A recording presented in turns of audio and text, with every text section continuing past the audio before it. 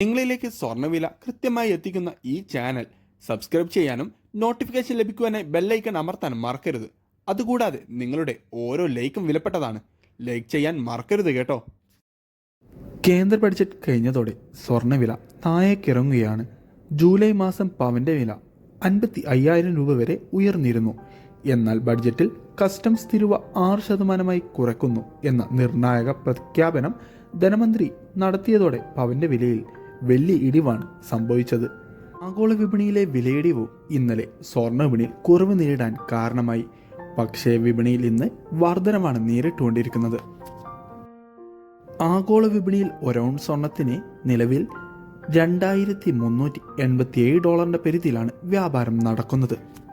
അതോടെ ഇന്നത്തെ വിപണി വിലയിൽ 1 ഗ്രാമിന് 25 പവന് 200 രൂപയുടെയും വർധനവ് രേഖപ്പെടുത്തിക്കൊണ്ട് ഇന്നത്തെ 22 ക്യാരറ്റ് സ്വർണ്ണ വില 1 ഗ്രാമിന് 6,325 പവന് 50,600 രൂപയിലുമാണ് വ്യാപാരം പുരോഗമിച്ചുകൊണ്ടിരിക്കുന്നത്.